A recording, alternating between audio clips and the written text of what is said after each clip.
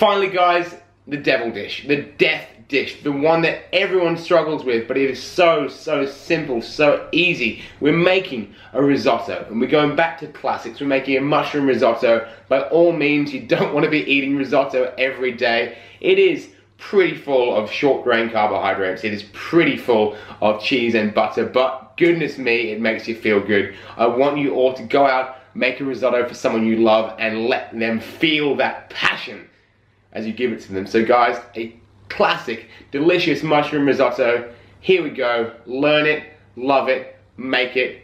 Let's do it. I'm going to give you a very stripped back recipe here, guys. Super simple. We're going to start off with some sliced mushrooms in a hot pan.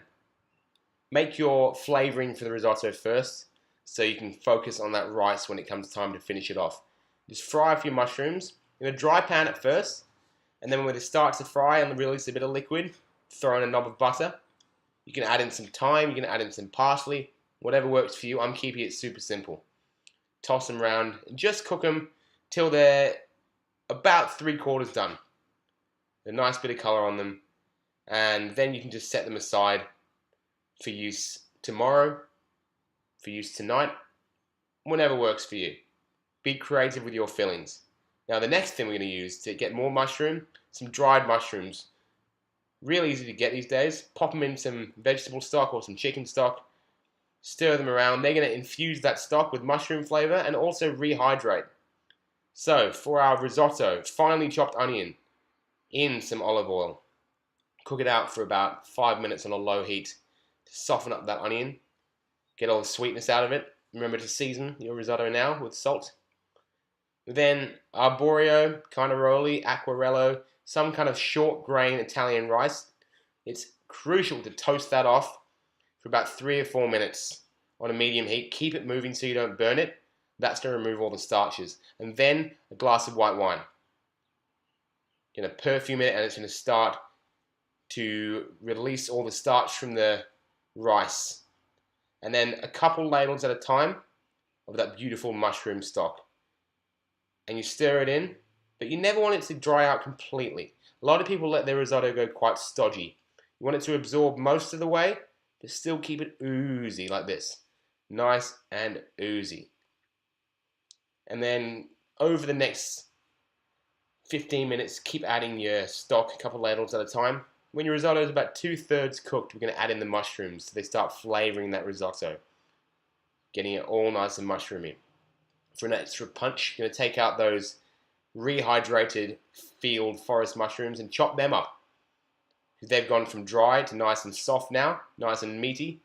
Chop them up nice and fine, and then we're going to chuck them in the risotto as well to keep it infusing. Get that forest mushroom, savory, amazing Italian vibe. Stir it all through, and you can see that beautiful creaminess coming out of the rice. Oh my goodness, look at that. Then at the very end,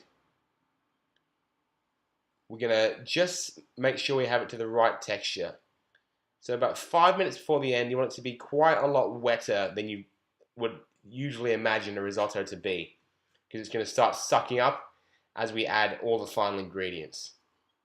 So it's been going for about 15 minutes here, just a couple minutes more. You can see it's getting that lovely dark brown color from all those beautiful mushrooms. And that's where it's at. Always taste. And then when it's kind of a little bit looser than you think you want it, start agitating it, start moving it around. That movement is going to get all that final starch and creaminess out of the risotto. Finish it with some chopped parsley to freshen it up. Then a couple good handfuls of grated Parmesan or Pecorino cheese. And a good amount of butter. I know it's a lot of butter, guys, but this is what a risotto is. It's not an everyday dish. It's a delicious celebration. And you're going to stir that all in, and you'll see how beautifully creamy it gets. Now, it does look wetter than you'd be used to at the moment, and it is. But you leave it for 3 minutes after you cook it. Let it all relax into each other. And then look how oozy and amazing that is. It's not wet anymore. It is just that cream clinging to every grain of the rice. The rice is not overcooked. You can still see every grain. And the way you serve risotto, not in a bowl, serve it on a plate. And then you watch it ooze like a volcano. And then you shake it so it goes to the edge of the plate like that. Oh my goodness, my friends. Finally a little bit of shaved parmesan on top. Maybe some shaved truffle. And look at that. That is it, guys. Mushroom risotto. Feed your future. Enjoy yourselves. Mamma mia. Thank you. Yes.